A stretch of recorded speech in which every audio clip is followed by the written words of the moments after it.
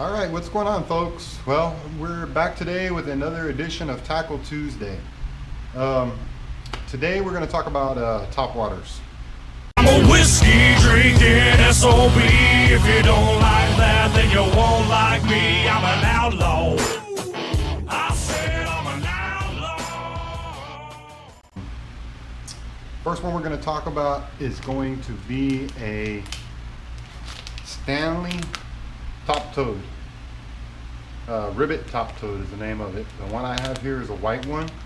I have never used these, but I went fishing with a guy this past week and he highly recommended these. I watched him fish with them for the whole day pretty much. We fished from basically 7 o'clock, 8 o'clock in the morning until almost 3 o'clock in the afternoon. And he had a very high recommendation of these. I was fishing with a regular old soft body or hollow body frog. We'll talk about those in a minute here. But he highly recommended these. I went out and purchased a set. You're gonna get the toad itself in one package, and then you're gonna have to pick up the Stanley Ribbit double take hooks. This is kind of what I liked about these, is that they're a little bit more in depth than your typical hollow body frog. They're soft plastic, like regular, soft plastic worms and stuff like that. They're hollow body, so they do float. And the hook system here is just a typical screw lock. You're going to take and screw it into the nose of the frog as centered as you can, so that way your frog runs halfway centered. Like so. And then on your screw lock, you want to leave it to where the hook itself will pivot back. And on this particular, these top toads, all you're going to really do is just kind of take and, well, I'm going to have to put the screw lock. I've never messed with these at all, so I don't know exactly the ins and out of them 100% yet. But on your screw lock here, you're going to take it, looks like you're going to take it all the way on, or the hook won't sit in the right spot. But I also did buy 5/0 hooks instead of 4/0. I like a bigger hook set when it comes to fishing with soft plastics. So anyways, that's basically what you're going to get right there. You could take, and I was reading the box here, and you could take a skin tuck it or whatever, but there's where you're going to get your hook's going to sit underneath and around the bottom. Like I said, this friend of mine, this fishing friend of mine, highly recommended these. He got these, he picked up using these from another YouTuber. Yeah, what the hell, let's just say his name on here. iCast and the Skinny Water Boys use these a lot. The hookup ratio on them is supposed to be tremendously better than your typical, hollow body frog with the skirt style legs. So anyways, again, these are Stanley Ribbit Top Toads.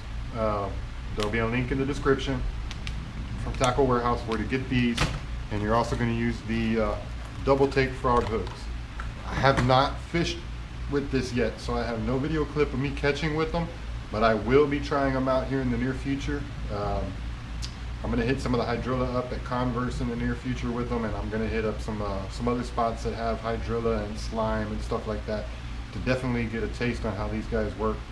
And you'll be seeing them again in future videos. The next one we're going to talk about, we're going to stay in the genre of a frog, is going to be a hollow body, soft hollow body frog with the typical silicone skirts. Lots of little instances here. These are just going to be just like this other ribbit that we just talked about. It's going to toss it out, work your motion, bring it across the water, across pads, across grass, across shallow water, whatever. You're going to get a tremendous amount of blow-ups on these. The clip I'm going to actually put right here in the next few seconds is a 3.8 pounder I caught on a smaller frog. The hollow body frog that I caught that 3.8 on is this guy right here. I typically take, when I'm fishing these hollow body frogs, the hookup ratio on them are terrible. It's one of those things that you gotta teach yourself not to set the hook right away. Let that bass come up, grab it, take it under, and set the hook. Don't let them blow up and then set the hook, because you're just gonna pull it right out of their mouths. One of the little things I kind of do with these frogs, this is a basically untouched frog. This is brand new out of the box. It's gonna be a Strike King KVD hollow body. I don't know what the exact name of it is, but it'll be down in the description below. A link to them from Taco Warehouse. But what I'll typically do is I'll take my pliers and bend these hooks out just a tad bit. They're kind of angled in like this. I'll bend them out to where they run even with a frog like that. It kind of makes them a little less weedless, but the advantage to it is that that hook is out there protruding and ready to basically be set up into a fish. Now, a lot of times with these frogs, I have issues of them pulling too straight. I can't make them walk like this, and if that's the case, I'll take one side of the legs and cut it out.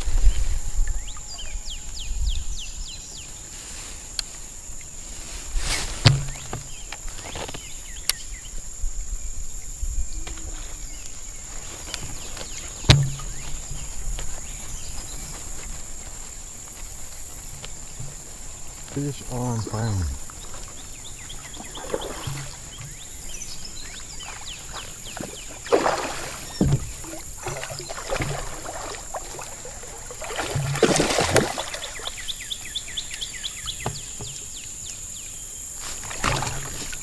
There we go.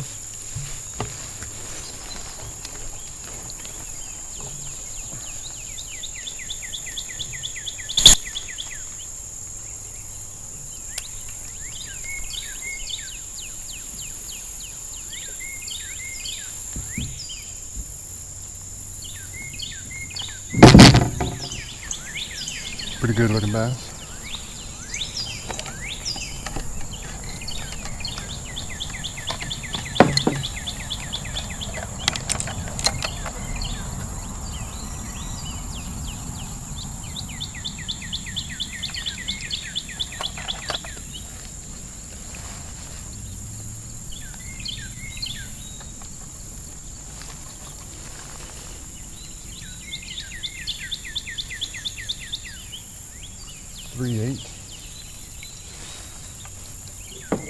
Catching with these topwater frogs, so definitely fun little fish bait to use.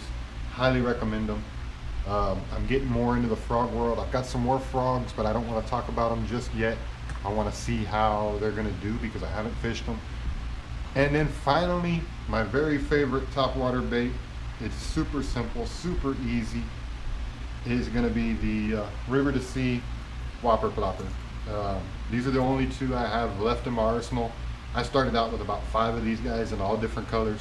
This one has caught me a tremendous amount of fish. I'm not sure what this color is. I'll have to look it up.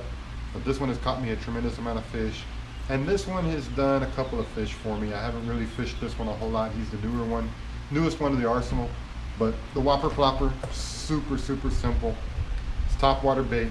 It hits the water. It sits kind of like this under the water. And you just basically cast it out and retrieve it. When you retrieve it, it does this, and this little fin here makes some glorious noise in the water, stirs up lots of commotion. One of my recommendations for these guys is pull your hooks, take your hooks off these guys. Let me let this airplane go by. Pull your hooks, take your hooks off of these guys, and put you some good mustad hooks or something like that. As you can see on this one, my front hook is pretty much, get it to stop swinging, it's pretty much pulled out. Same thing with this guy here. Back hook is pretty much straightened out. The front hooks are kind of bent. And it's definitely something I'm going to do here in the next day or so before I get back out trying to catch some catch some fish on top water there. But like I said, these guys are stupid simple. Easiest topwater there is to fish. You just cast it out, let it sit for a few seconds, and retrieve it. You can either burn it back in, you can slow it, do a real slow retrieve, you can do a popping retrieve. Just basically change it up and find out the pattern that fish is wanting. All 3 of these baits, they can be fished with pretty much whatever rod and reel wise. Lately, I've been running my spin caster. It's just a typical old Black Magic Black Max Abu Garcia. But now that the summertime is in full bore and that hydrilla and that grass and then pads and all that stuff is starting to grow up from the bottom, I've got another Abu rod over here that hasn't been spooled. I'm getting ready to spool it up with some 30-pound braid and switch over to running that. The braid just is, it's lighter, it floats on the water. So like these Whopper Ploppers, when I'm running regular mono line, I kind of have to keep my rod up and keep my line up out of the water in order to get it to make it run and make it look pretty and this, that, and the other. Pretty much same thing with the frogs. Everything wants to drag down, go down, so I'm running the line up. But with the braid, it floats, so it'll allow the bait to work better in the water, look better in the water, have a better presentation.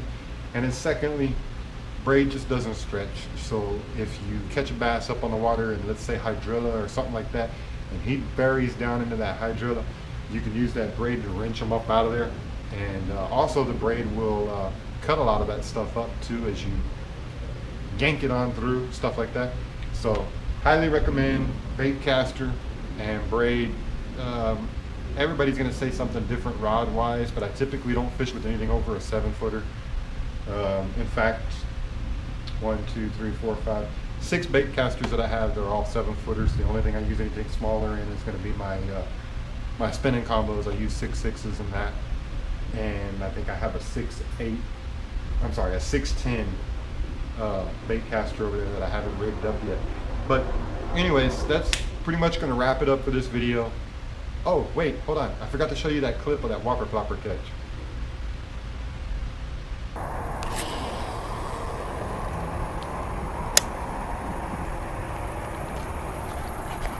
I got a fish. How about that shit?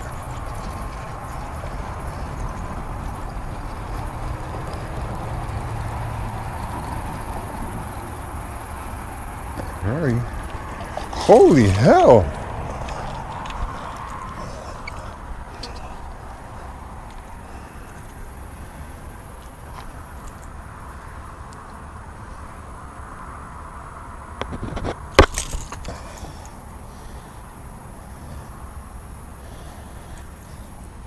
It's a lot better than I expected him to be. I weighed him in, he's right at 3.5 pounds.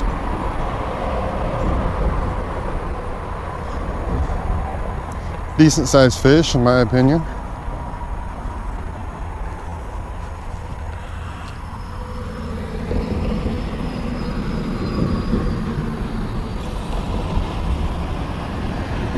Lumbering off into the deeps. There we go, same thing. That fish was another, I think 3.8, 3.7, something like that. So, you know, these baits all really work good catching large fish, catching small fish, catching fish. So go get you some. If you guys ain't got none, go get you some, try them out. Keep an eye on the future videos because we're going to be throwing the Stanley Toad quite a bit. So that's pretty much it. If you haven't watched that video, watch that video. If you haven't watched that video, watch that video and hit that subscribe over there. And like always, we're getting close. 500 subs, we'll do another giveaway. That pretty much wraps it up, man. Thanks for watching, guys. Appreciate it.